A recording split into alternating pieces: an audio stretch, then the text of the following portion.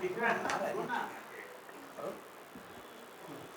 Sir, शिक्षक घोटाले में अब तक कितने आरोपियों को पकड़ा गया है और क्या किस तरीके से उनका मोड ऑफ ऑपरेंडिस था घोटाले का? जो शिक्षण घोटाले के अनुषंगाने जो दो ऑफेंस दाखिल हुए हैं, एक साइबर पुलिस स्टेशन में दाखिल है जो 12 मार्च को दाखिल है, और एक सदर पुलिस स्टेशन में दाखिल है। जो सदर पुलिस स्टेशन में दाखिल था उसमें एक राजश्री शिक्षण संस्था लाखनी करके है जो भंडारा डिस्ट्रिक्ट में है। वहाँ का जो प्रिंसिपल की अपॉइंटमेंट की थी और जो उसको एक्सपीरियंस सर्टिफिकेट या उसका जो असिस्टेंट टीचर करके जो प्रस्ताव उसका था वो पूरा बोगस बना के उसको डिप्टी डायरेक्टर ने उसको मान्यता दी थी, शालार्थ आईडी दी थी। उसके ऊपर एक ऑफेंस दाखिल है। उसमें लगभग 6 आरोपियों को अरेस्ट की गए हैं। उसमें से 5 आरोपी अभी एमसीआर में है, जो जेल में है, और जो एक आरोपी है जो जिसने वो डॉक्यूमेंट बोगस बनाई पूरी डॉक्यूमेंट जो प्रस्ताव के लिए या उसके सैंक्शन के लिए चाहे थे, वो महेंद्र महेशकर करके जो गोंदिया का टीचर है, अर्जुनी मोरगांव का, वो वहाँ टीचर इंग्लिश पढ़ाता है, उसने वो बनाए थे, उसको भी अरेस्ट किए हैं। बाकी जो आगे की जो इन्वेस्टिगेशन है वहाँ भंडारा जेडपी में हम कर रहे हैं, जहाँ से वहाँ की नोटशीट हो या अदर उधर डॉक्यूमेंट हो, और उसमें कौन कौन इन्वॉल्व है, वहाँ के एजुकेशन ऑफिसर इन्वॉल्व है या अदर उनका स्टाफ इन्वॉल्व है, उसके बारे में हम इन्वेस्टिगेशन कर रहे हैं। कुल कितने लोग होने की संभावना है? बताया जा रहा है कि 500 के ऊपर है। नहीं, जिसमें 5 से 80 लोगों की जो एफआईआर दाखिल है साइबर में, वहाँ भी जो डिप्टी डायरेक्टर हमारे ऑफेंस में थे उनको भी ट्रांसफ़र करके साइबर पुलिस ने लिया है कल ही।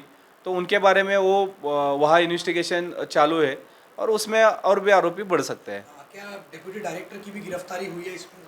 हाँ, डिप्टी डायरेक्टर की गिरफ्तारी दोनों ऑफेंस में हो चुकी है।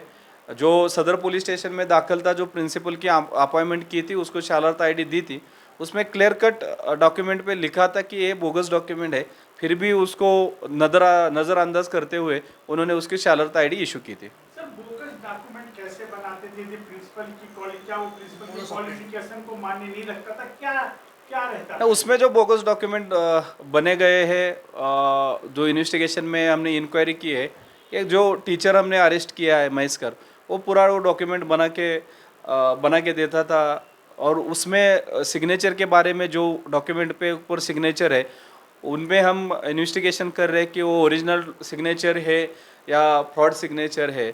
लेकिन जो डॉक्यूमेंट बनाता था या प्रस्ताव बनाता था वो महेशकर बनाता था, लेकिन जो फाइल मूवमेंट करता था, जो बोगस डॉक्यूमेंट के ऊपर जो फाइल मूवमेंट होती थी, जैसे नोटशीट है, जैसे शालार्थ आईडी तक ये डॉक्यूमेंट पहुंच गए, उनके बारे में जो इन्वॉल्व थे वो 6 आरोपी हमने अरेस्ट किए। सर, जो लोग एलिजिबल नहीं थे, ऐसी भी चर्चा है कि उन्हें मुख्याध्यापक बनाया जाता था, क्या बात सही है?